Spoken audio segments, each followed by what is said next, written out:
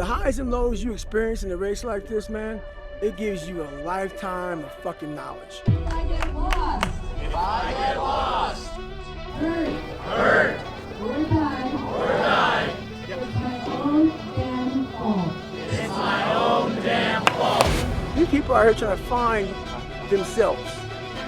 And the answers they get on the other side of this journey, they can only get by doing some shit like this.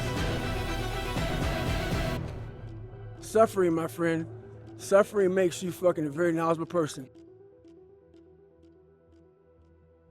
You talked about, just for your documentary, you talked about some of the terrain. Yeah, that's a really good point. Yeah, we could unpack that. Yeah, so this, like, obviously the miles is one component to this race. It's twice as far as I've ever gone. I think it's like 9.4 marathons in total. But not only that, you also have 32,000 feet of elevation. So we're going over the height of Everest and also down the height of Everest. And it's not a road, right? I mean, we're on trails. We're on single track trail, double track trail, in the middle of nowhere. And a lot of the stretches are 20 miles long between an aid station and aid station. So you're legitimately like 10 miles into the middle of nowhere, no cell service, no phone service. And so unless you have a bone sticking out of your body, you're walking your ass out of this race. Blew up a quad, and I went 240 miles. Yeah. What a bad idea.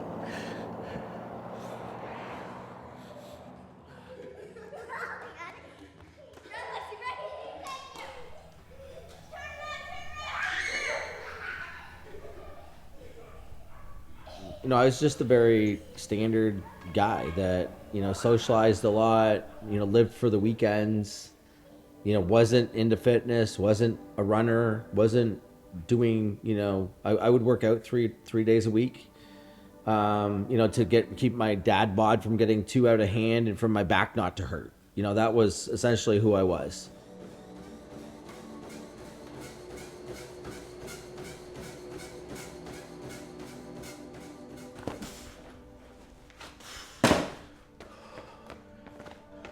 You know, I identified myself as somebody that would work hard and play hard, and my self worth was, hey, I work really hard for the kids, you know, and I'm giving the kids all these things. But it was just this vicious cycle of, you know, drinking too much, not getting enough sleep, having lots of socializing and lots of fun, but the conversations were still the same. It was, you know, it was like 50 first dates every weekend. You know, not a lot had changed, and I ended up seeing my buddy do this thing called the 75-day hard, and when he told me the rules that you got to work out twice a day, you got to drink a gallon of water a day, you got to read 10 pages of a book a day, then there's no alcohol. And you know, when I told my wife that, you know, she just laughed in my face. She's like, "There's absolutely no way that you can do that, Brady." And I'm like, "I know. That's why I'm going to try it."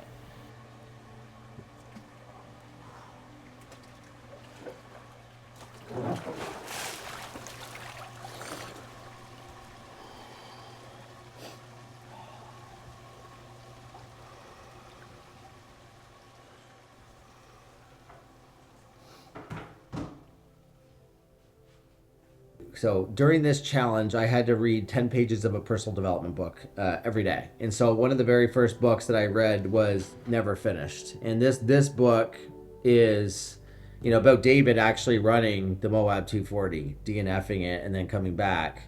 And so, you know, at this point in my life, I think I've ran one, you know, half marathon before.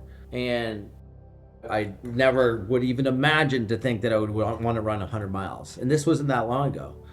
But after doing the challenge, you know, I kind of let life just slip back in. I started drinking again and socializing, and everything else just came back. So I knew I had to sign up for something hard.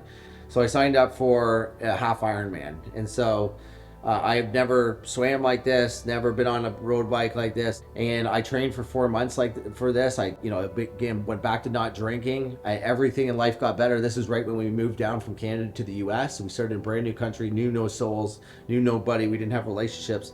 I never would even imagine to think that I would want to run 100 miles. But, you know, I think what's really cool is that, you know, a very short period of time, and this is, if it's true for me, it's true for anyone, that, you know, with focus and intention and doing hard things consistently, the hard things get harder as you do them, that you can go from literally running 13.1 miles to running 240 miles in a matter of 2.5 years.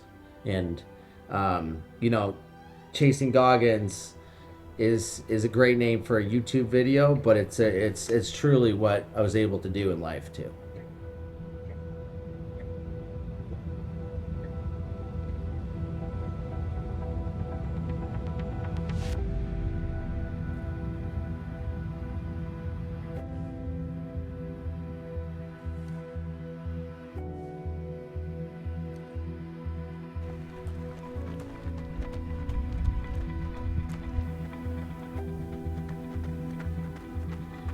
One of the scariest things about going into this race was the fact that just 6 months earlier, I DNF'd at the Zion 100, and I was 80 miles in and had massive lung issues, and I ended up having to pull out of that race. And one of the things that I learned about that is the power of surrounding yourself with the right people, and you know, thinking about all the mistakes we've ever made from a crew and from a supply and nutrition, you know, shoes and blisters and all the errors that could go wrong, all the things that could go wrong. You're trying to put things in place and make sure that you're ultimately prepared. I mean, there's so many opportunities to go wrong. All you got to do is leave an aid station without a headlamp. All you got to do is leave an aid station without the proper amount of nutrition, right? Some of these sections between the aid stations were 24 miles. That took 7 hours, right? Because you're going up and down mountains.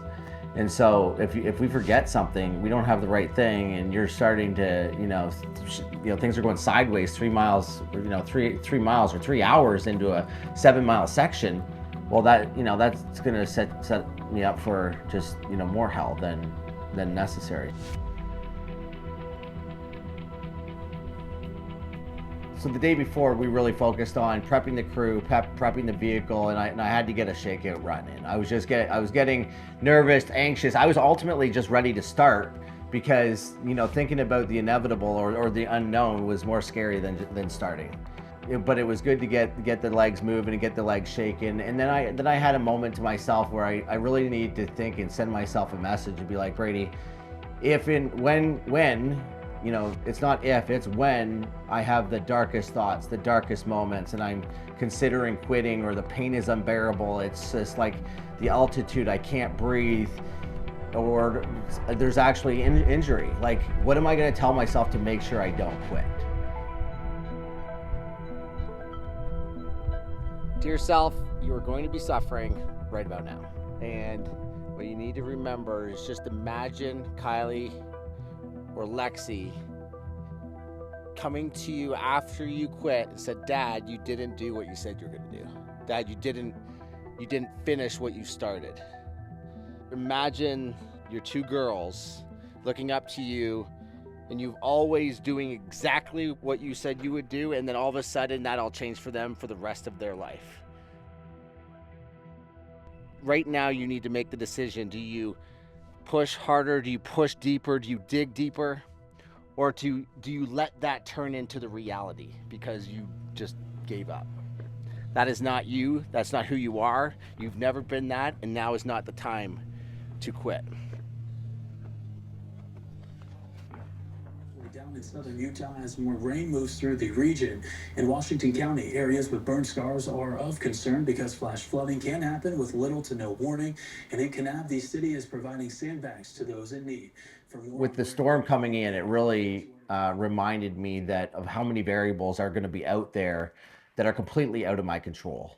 And I really needed to lean into my faith and my trust in God and the relationship that I have with Him. And this is actually when my good friend John Huffman called and wanted to do a prayer with us. All right, Father God, Lord, I thank you, Lord. I thank you for the people that you put around Brady right now, Lord. I pray that as he's going through this, Lord, and he's dealing with mental clarity and his bones hurt and his back hurts, Lord, that you would remind him of his daughters, that you would remind him of the team, you would remind him of all of his support, Lord, everybody that you've placed in his life. It was not on accident. It was strategically placed by you. So I pray that you just bring that to remembrance, Father, over and over. Give him the strength, empower him, empower us to pray for him. In Jesus' name, amen.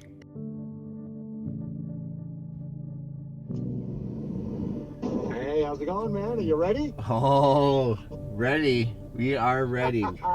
We get to do this.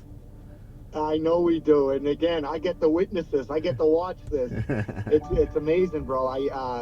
That text I just sent you about show me your friends and I'll show you your future. Yeah. I'll tell you, having you run this and just knowing that, you know, one of my closest friends is about to do something that very few people on this planet have ever even attempted, it just gives me chills. And I just want to let you know how proud I am of you. You inspire me. You know, I'm out here doing my 5Ks, my little 10Ks and half marathons. And right now, that's my hard. But the reality of it is you're inspiring me to, and showing me that I can do way more. So I appreciate you, Brady. The thing about Derek is that he really inspires me too. And it set me into a personal reflection of where I was just 3 years ago trying to quit alcohol by doing hard things. And that hard thing being a half marathon that turned into a half Ironman. And all of a sudden now, you know, I'm about to toe the starting line of a 240-mile ultramarathon with David Goggins. And it just shows you, if you're surrounded by the right people, if you get rid of the bad habits, if you focus on the good habits, and you work hard on your inner work, what massive amount of change can be done in a very short period of time. 5, 4, 3, 2, 1.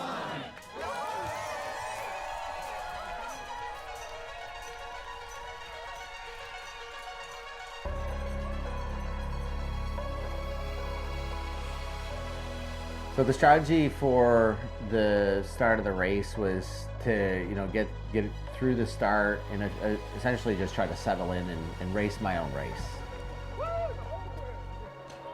One of my biggest concerns going into any mountain race is the fact that I live at sea level, and that these mountain races are obviously at elevation. So we are at the lowest elevation when we started this race, and then we were doing nothing but climbing. And, you know, even in these first climbs, I noticed that I haven't acclimated properly because I haven't been here long enough. And there's probably some pain ahead of me because of the lack of oxygen in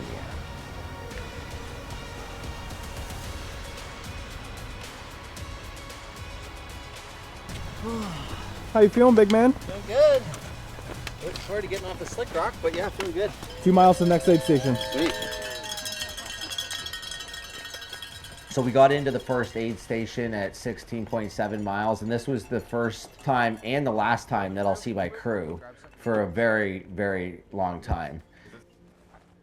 The plan going into the first aid station was to kind of get in, get out, more or less. Like, we wanted to refill the water, refill electrolytes and carbs, and keep going. Can you show you that? You want this on right now? So, yeah, it is. No, be around that right now. Okay, partner. Holy mother effer, it's heavy. So heavy. Okay, what is that? Or anything else right now? There's something like doing in my back. Okay. All that stuff. Okay, that's your food. We jam too much of it in the same side. So give me 1 second. I've been thinking about you all night, kiddo. Am I gonna squirt it on me when they like hello? Jerseys, so yeah. Banana watermelon. Right in the back. How's that? Not bad. You want any Coke or any other things? Yeah, you know what? Yeah, some Coke would be great. Kylie, thanks. She's freaking awesome. Is she? Yeah. She's a rock. Somewhere. All right. See ya. Have a good night. You too, brother. So when I left this aid station, it literally started pissing rain like cats and dogs. And so I threw on the poncho just to try to keep, you know, the upper body a little bit dry. But of course, when you know, with that comes more humidity and more sweating. At this point in the race, we're just, you know, we're settled in, and I mean because I'm running with a group of 3 or 4 individuals to the next aid station, and we're settled in. We're now reflecting on, you know, how far we've come, which is about 20 miles, and how far we have to go, which is about 220, and it's, you know, it's mind-boggling to think at this point. And it's just like, how am I ever going to get through another 220 miles.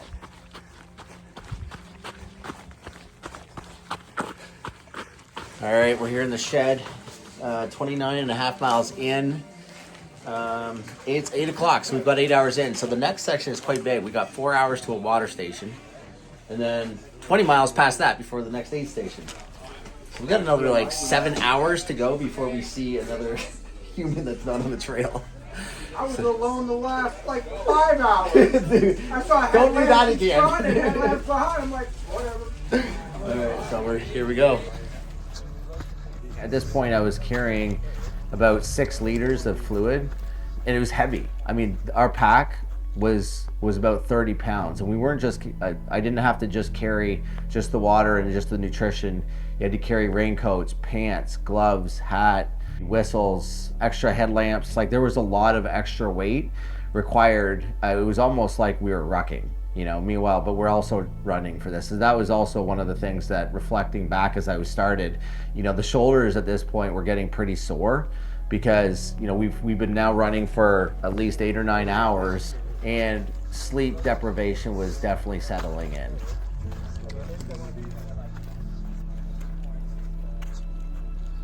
It's 6:45 in the morning. Brady should be coming in here in about 15-20 minutes or so.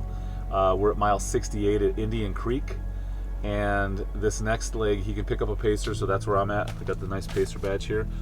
So we're picking up Brady here at Indian Creek, and we've got a 46-mile trek to Shea Mountain. Through that, we're gonna see from point to point, we're gonna go from Indian Creek to Island. We're gonna gain over 1,700 feet. From Island to Bridger Jack, we're gonna gain another 2,200 feet. But the big push is going to be Bridger Jack to Shea, and we're going to have over 4,200 feet of gain. So all in all, we're going to see from where we're at right now, we're going to see over 8,000 feet of elevation gain in this next section. So pretty brutal. As I approached the aid station where I was going to pick up my first pacer, the sun started to rise. It was still cold and wet, but it was really nice just to have a familiar face. The nice thing is when you do see the sun, it does give you that energy, and it was nice to just, you know, have the power of God back. You can almost feel it coming back out.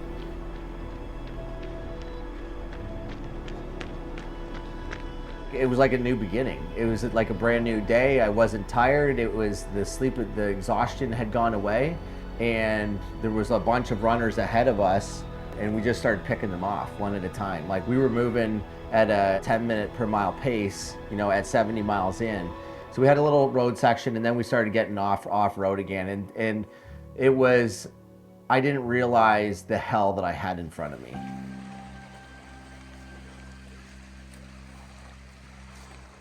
It was by far the most unimaginable experience and terrain and conditions that I could have ever, you would never even have guessed that this could be an impossibility in the desert.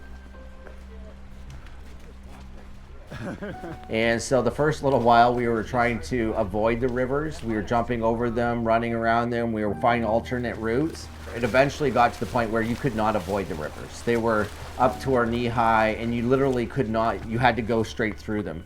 And so there was miles and miles and miles of this. And so of course, you know, your feet are wet, your feet are, you know, who knows what your feet look like. And that was the scary part at this point. It's like, you do everything you can to change your socks and to change your shoes to prevent blistering.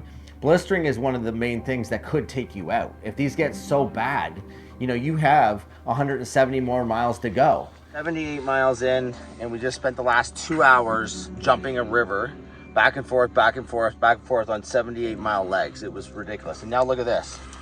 Look at this crap. This is what we get to walk through. But you know what? That's what we signed up for. We got through that next section, and this was the first time I actually took my shoes off and actually let somebody look at my feet. Well, they talked me into popping the blisters, and that was the absolute worst decision ever. It was 10 out of 10 pain, and I wish I had never done that. But we taped up the blisters, and then we got going again. And so the next section was about 15 miles, and it's basically all uphill. And it was hot. It was during the heat of the day. But moving well in general. Looking forward to getting to the top of the aid station, because you can never think about how far you have to go in total. It was, how can I break this down into something that's manageable? But there was a point at, I think we were still like 6 miles out from the aid station, and I was just exhausted. I was sleepwalking. I was a zombie. Now this is in the middle of the day, but the sleep deprivation is starting to catch up. So I ended up having a dirt nap. I laid down, and he said literally I was snoring within the first 30 seconds. The alarm would go up, pop back up, throw the backpack back on, and just keep moving forward. We got up to the top of that next aid station, and it was starting to get cold. The sun was about to set, but everybody at the aid station was telling us, like, listen, there's a big nasty storm coming in. They were actually asking us, are you sure you want to go out right now? So we might have to pull the plug on this hunt for Brady, because that is a severe rainstorm cloud. He's got a huge warning. At this point, we leave this aid station. We just kind of ignored their, suggestions or recommendations, and I just need to keep moving forward. I just know if I don't slow down, if I don't stop, we're going to make progress. Hour over hour, day over day, this thing will come to an end. At 100 miles. 100 miles done. How's the body feel, man? Surprisingly better than it ever has, because it obviously knows it has work to do. He's hurting. He's gonna be puking. Guarantee you, before he's done. So we actually ran down this valley into this riverbed, and the sun was setting. And these are really the moments when I reflect back on the best moments of some of the best moments of my life and the best moments in racing, endurance racing. It's the sun rises and the sun sets. These are the moments I can't forget. And I really reflect on, the power of doing hard things, the power of God, the power of the person that's with me. Like just having Thomas with me in this moment, in this environment, in the middle of nowhere, partway through a 240-mile ultramarathon. And it was just, another magical moment. These are the moments that really pushed me to want to race another time.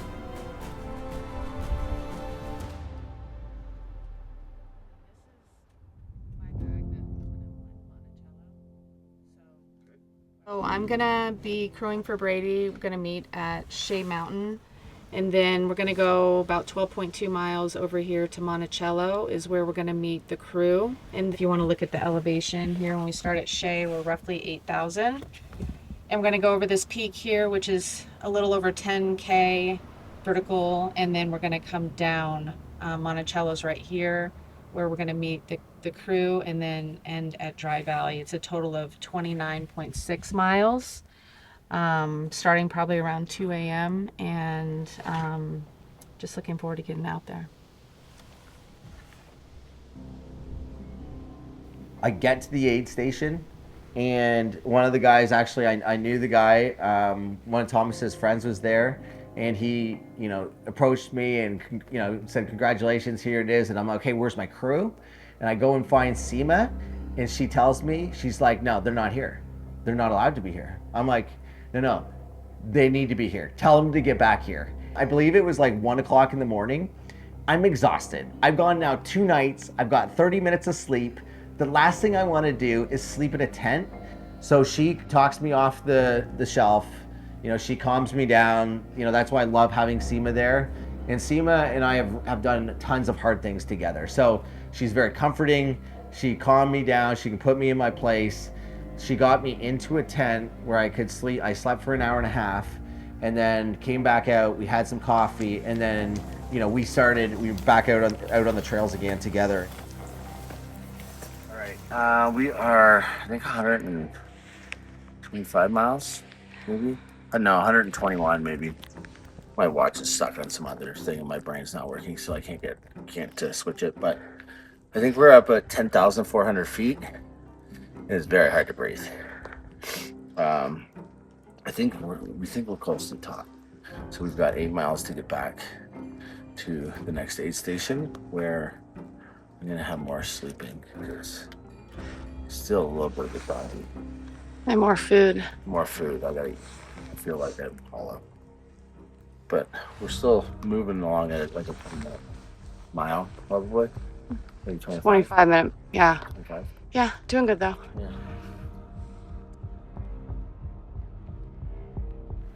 Good morning. Welcome to mile 126. We're at the crew van at the aid station, waiting for Brady and Seema. Get them warmed up, give them some hot food, send them on their next section till we see them at the next spot. Let's go, baby. How'd last night go, man? It was the most disgusting trail I've ever witnessed in my life. It was like, it was clay, muck. Yeah. On a trail this steep, you couldn't get your footing, so you literally had to pull yourself up. And one of the guys, Andrew Glaze, was literally crawling, hand on his knees and on his hands, through the bushes to try to get up through this section. It was disgusting. It took us an hour to go a mile. I can see ya. Come on down to the van. Do you want us to shut those doors? I couldn't. No, I'm okay right now. Thanks, Kylie. I think I'm just gonna sit my feet here. I ended up having an hour and a half nap here. And while that was happening, Dan and the crew were getting my pack loaded back up with what I'm gonna need for the next section. Yeah, it's not an easy role. I don't enjoy being told what to do, but it's what you sign up for in something like this. And anything that I can do to help him get through and achieve the goals that he's trying to achieve, I'm there. We're probably gonna finish. I'll look at the track. What time is it? 11:40. We're gonna be going. I'll look at the tracker. It gives your estimate time. We're gonna go 4 miles an hour. So we're gonna be 4, 8, 12, 16 in 4 hours. 16 miles? Is that what it is? 16. Okay, so we probably could be 5. It could be 17 actually. It's 16.9. Okay, so it's probably gonna be 5 hours then. Any final words for the next aid station? Nope. Just gonna go bang out some more miles. That's what we do, right, Seema? Right. So I'm over halfway into the race, and I was in like 38th or 40th position, and this next section is all downhill, and so now it's time to see how we can actually start to race this race.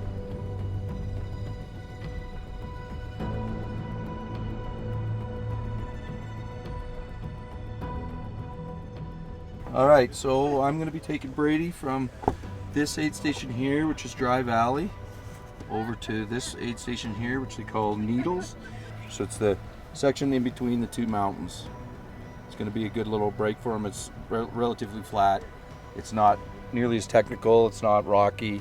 It's just, a lot of people consider it fairly boring. We'll be doing most of it in the dark, so it's not like it's going to be boring because you can't see anything anyway. So I'm excited. I'm looking forward to it. That'll be the farthest that I've run by double. And I'm interested to spend the time with Brady and shoot the shit and just be part of this whole adventure. Under 100 miles left to go. How you feeling? Yeah, I mean, 100 seems so attainable after you've done 144. It's crazy to even think that. That's what I was thinking earlier. It's like, now you can break down how you're going to finish it to, like, you know, with confidence. Yeah, so it's obviously the power of taking action. You know, you start building trust within yourself and your belief systems. All of a sudden, boom! 240 miles is getting done. Baby girl, how you doing? Good. Hey, welcome. Welcome. Doing great. 144 miles down. Got like under 100 miles to go. Just 100. So it's not even a big deal anymore. It's all downhill from here. Yeah, exactly. We're counting down now. Look at that thing.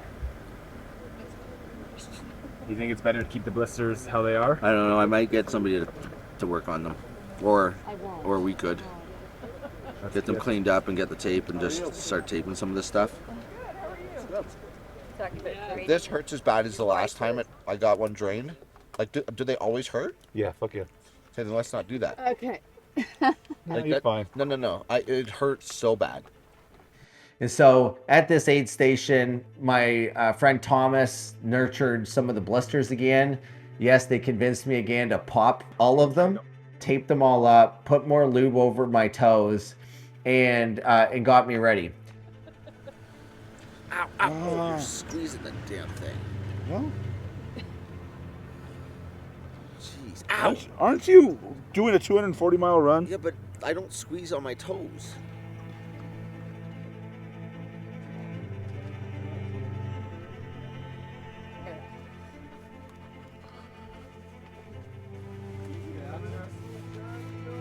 To get this marathon done, I would like to sleep.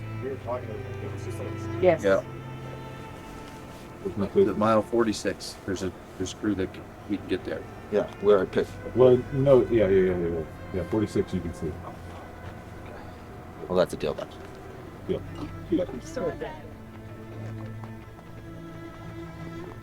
When we left this aid station, we had 13 miles to get to the next aid station, and then another 13 miles until we saw our crew. So the first 13 miles was all on road, and it was relatively flat. We had this beautiful sunset. Dan and I were having great conversations. The body was moving amazingly well, and Dan had never ran as far as he's about to run, but he was keeping a really good pace. He was pushing me to make sure I was running more, pushing, trying to get me to run a little faster. But at this point, the night is setting in, and I'm starting to get really, really, really sleepy.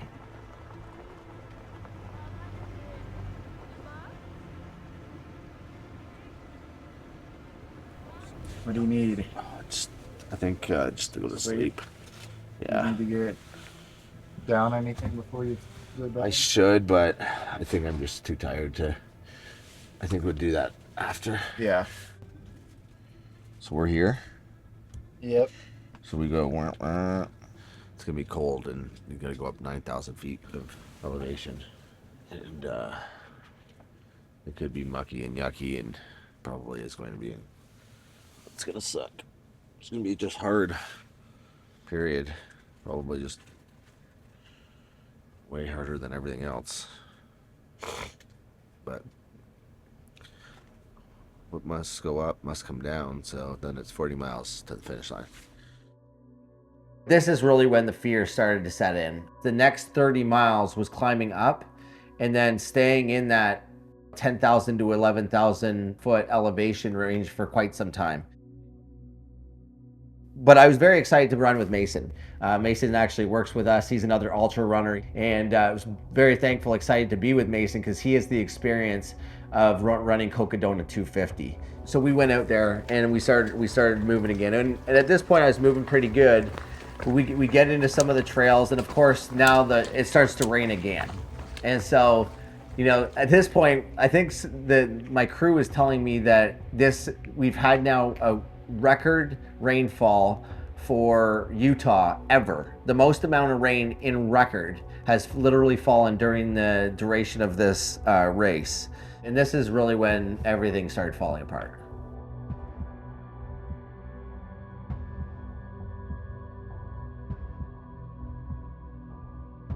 As I was getting closer and closer to Pole Canyon, I just kept on thinking, how am I gonna do this? My breathing's already getting really strained. It's getting harder and harder. I'm slowing down. How much worse is it gonna get?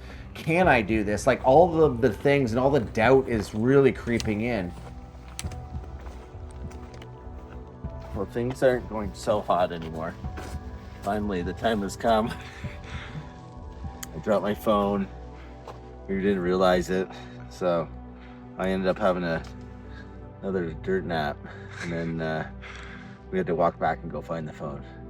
And this aid station just seems to be some ungodly distance away. Too far. How we doing, Brady? Do you want the real answer? Yeah, let's get it straight. Not fucking great. But what about the next section? Why don't you show them the weather? We're up pretty high at this point, like, and it might be around 9,200 feet. And the weather, it started settling in. I ended up having another like little 3-minute nap. But to be honest, like at this point, I was just thinking about how is this possible? I think I was texting Christy and like, I was starting to fall apart a little bit. Like you're suffocating, you know, like, and I didn't really think about that I was suffocating because it's like your whole body experience is basically just being drowned slowly. But that's what it felt like it's just so hard, and it was overwhelmingly hard, but it wasn't any singular pain like my foot hurts. It's just like, this is hard.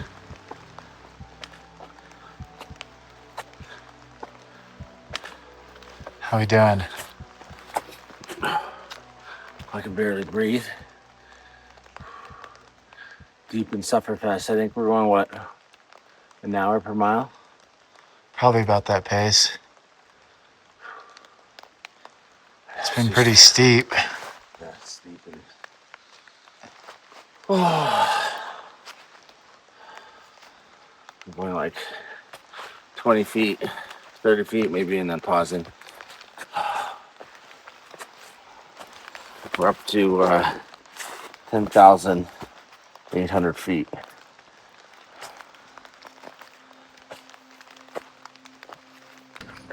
We've spent the last 7 hours above 10,000 feet, basically. Yeah. Yeah, just like couldn't breathe.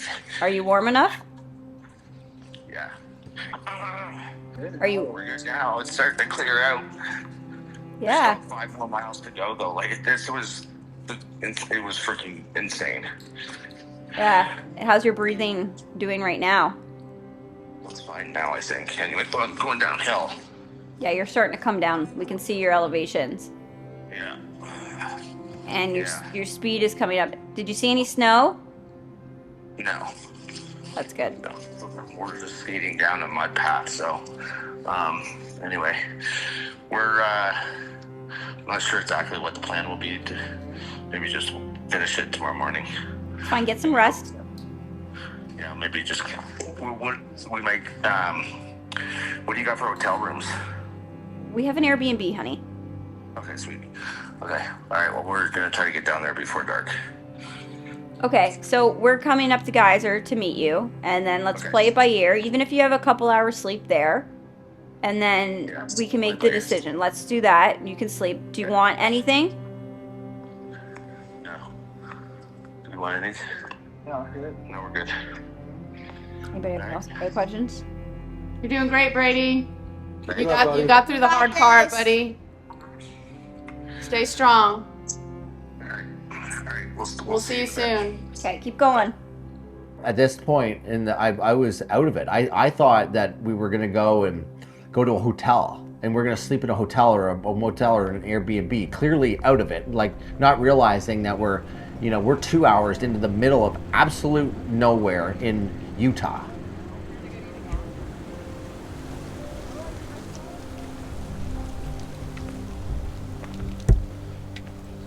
We're over 10,000 feet pretty much all day. Well, not all day, right? No, not all day. Probably like You've been climbing all day. 7 hours. 7 or 8 hours, and still haven't got under 9,000. So.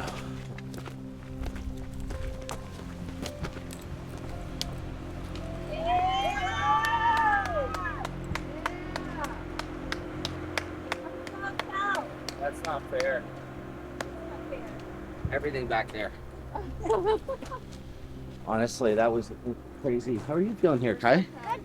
Okay, because it's really high right now. Here. I'm fine. I'm Okay. completely fine now. Good. Yeah. Jason, how you doing? Man, that was That tough after not running at all. It was like, I mean, we went 14 miles in like 14 hours. Like, I mean, maybe it was probably 9 hours, right? Yeah, it felt like 9 hours. It took 5 to get the first 15 miles, and then it took, I think we're at 14 hours now, so that means 9 hours to get 15 miles. You look really good. Yeah, well, that's good.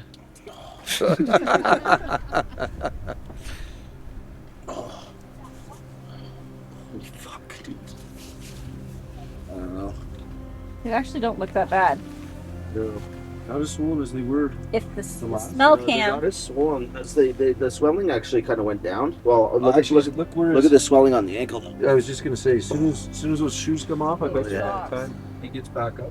The only thing I wanted to do is get through today, like that because I know the 40 miles is gonna be easy. Right.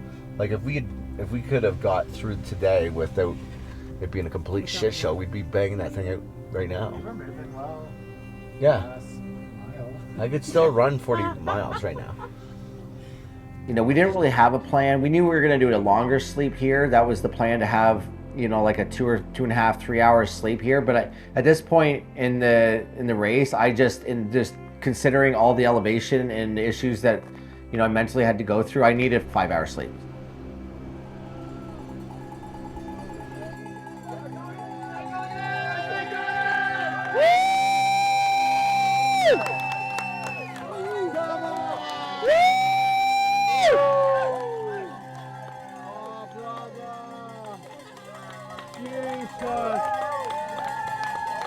Fuck yeah!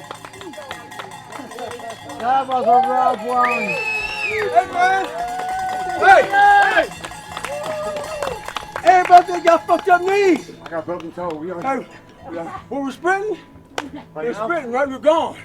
I see you guys look back. Brother. Respect, boy. Hey, we're throwing down 530s, dog.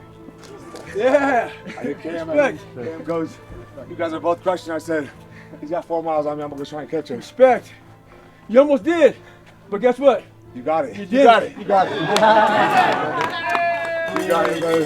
Well done, baby. Appreciate you all, man. Thank you. Well done, David. Thank you. Well fucking done. When I do these races, man, I don't search for anything on the other side of it. It's how I look at these races is I'm 50 years old, okay? I'll be 51 in February. When you live this many years, what happens is it takes about a good 10 years of people telling you and you experiencing how fucked up life is. The highs and the lows of life. I can pack that motherfucker in 80 some hours and I can get, so the knowledge comes from the experience, not the race. It's not about the race. So like I said, like my life, if I were to take the first 10 years from 20 to 30, I learned a lot. All I've done with these races is I condensed 10 years into 80 some hours. Does that make sense? Yeah, of course. Are you sure it makes sense? Yeah. The highs and lows you experience in a race like this, man, it gives you a lifetime of fucking knowledge. And people get it all fucking twisted. They don't understand it. And that's fine. But these people aren't trying to win the race. Some are. These people are here trying to find themselves. And the answers they get on the other side of this journey, they can only get by doing some shit like this. Suffering, my friend, suffering makes you fucking a very knowledgeable person. Is that all you got for me? Yes, sir. Out. Appreciate you, man. Appreciate it. No, as I was entering into Geyser Pass aid station at mile 200, I was still in about 38th or 40th position. But now that I've had this 5-hour nap, the mission now is just to finish. One of my crew members actually let me know that Goggins had just finished. And to be honest, it was the last thing that I gave a shit about. You know, it's very impressive that obviously I'm here where I am. He's gone through here, and you know, this is hard stuff. This is unbelievably hard, and you know, and that guy's done this 3 times, and I've just got to do my, you know, stick to my race, and I've got to cross that finish line so I can be in the same pack as him. So as we were leaving mile 200, I knew I had 40 miles left, and as I was climbing back up, I just realized like how bad my breathing still is. Like it hasn't gotten better. It didn't, you know, the sleep didn't make it better. This wasn't just exhaustion. Like there is actually something wrong going on here. Okay, so we're at mile 204-ish. We've got the blood oxygen level reader. You can see while I'm moving still, we're at the top. It was hovering right around 85%. But the very first time it went down, it was at 78%. And if you Google that, you could do that now and you'll see that this is like, go to the hospital. Like you need to, this is an emergency. And so I would stop and I watched it come back up, and it would come back up into like 92%. I'm like, okay. So I kind of got into that rhythm. I tested it a few times, and I realized that, you know, it's just the pattern. As I run, it goes down. As I stop, it kind of creeps back up.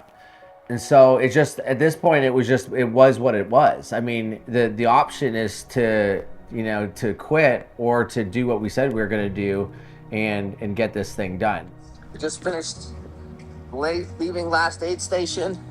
We got 18.2 miles to go to get that belt buckle, 240 miles. Woo! Really appreciate everybody in this chat. As you know, I added everybody because you matter to me. And I really appreciate all your support. I've been keeping half an eye on all the messages and the videos and the text and all that stuff. So I just want to let you guys know you guys really helped me get across this finish line. Love you guys. I think it was about 6 miles into after that last aid station. I had my quad just like kind of like I feel something. I said, Mason, I think, you know, something's going on here with this quad. And then it was probably like 3 or 4 steps later. I'm like, dude, I can't run. And you know, right there, it's like, now what? You know, like we thought we were 2.5 or sorry, like maybe 3 hours away from the finish line. All of a sudden, you know, like, can I even get through it? So I literally had to hobble down, you know, almost mentally telling myself that the leg isn't even there. Because it was like every step down, the quad is trying to slow itself down, and it's like a knife was being stabbed into the quad every single step. And I got to do this for 16 miles. And I remember we just kept on, you know, going down this mesa. It was like, it was just false finish lines for hours. But we get down, we run through this tunnel underneath the bridge, and there's my family. You're not hallucinating, we're real.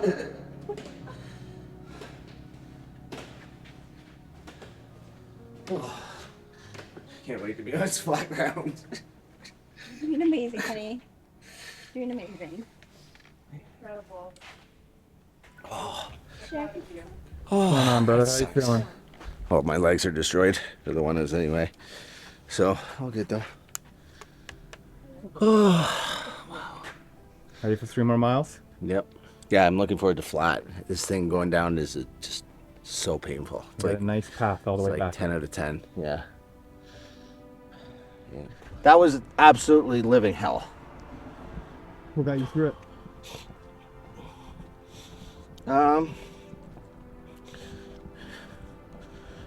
You know, just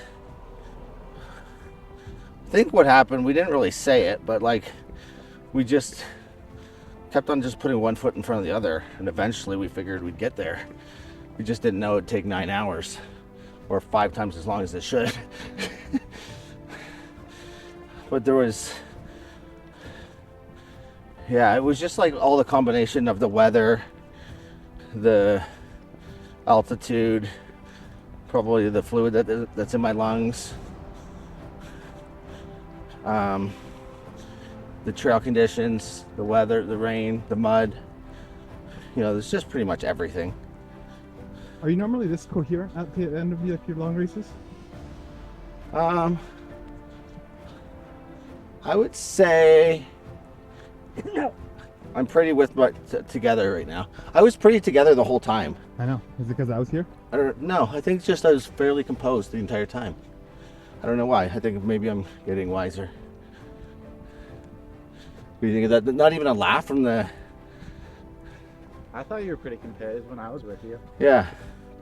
Except for the climb up to 11,000 feet. Yeah. There wasn't much talking there. Was anybody composed in the climb to 11,000 feet? No one we saw. I mean, I guess the body just held up a lot longer than I thought it was going to. I thought there would have been a lot more pain and suffering. But, you know, in the earlier stages, like I have experienced in the 125s and the 100s, but like the body was perfect. I think it's like it knows when it's allowed to act up or when it should. Because it was like if I didn't have all that stuff happen, then I probably wouldn't have had you know, the big ooh-ah moments and the big takeaways and, you know, the life-changing lessons and all the, you know, because you never learn from the good times, you know, in life. You learn from the hard times. And this is no different. You had to problem solve, you know, keep your composure, communicate well. It's dangerous as hell. You know, people could die. And you had to work as a team to, you know, get this mission accomplished. And so, yeah, there's a lot of growth that happened. Today was an emotional day. I don't know if I cried like 3 times just thinking about the finish.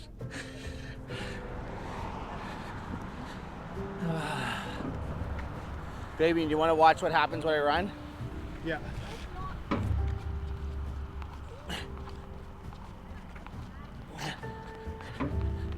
Ow. Yeah, it's so interesting. Like, it's very emotional.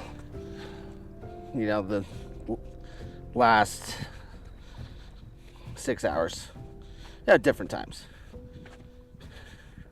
But it's almost like, I don't know, for me, you end up having that come out. But I don't know, yeah, it's hard to really believe what just happened. And that we actually got this thing done. It's just so far.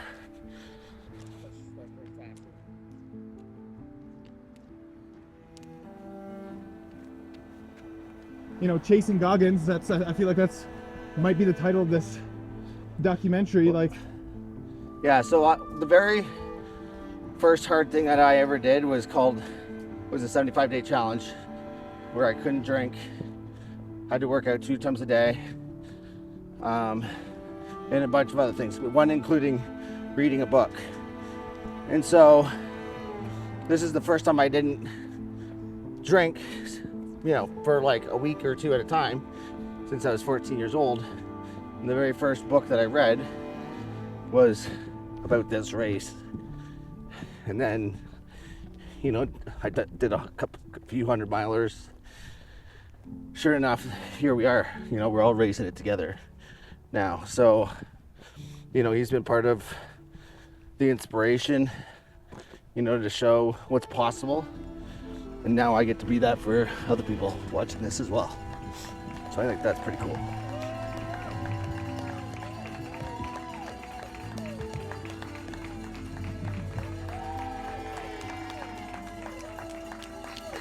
Thank you. Love you. Love you. That was amazing. Love you, honey. I know you left it all out on the course here, but what do you want to say, dude? You're at the finish line. At the end of the day, we're just we're capable of so much more than we ever could imagine. But what we need to do is go out there and try. And so whatever that looks like for you, you know, I do these things because it exposes like a newer and a better version of me, because I know, and this isn't just true for me, it's true for everybody, that we grow during the hard times. And so I think, you know, the growth that happens in this type of environment is astronomical in every other aspect of my life: family, fitness, relationships, business, faith. And there's a lot of growth that happened. There was tears, there was, yeah, we had to solve a lot of problems, but I'm very thankful for it to be done.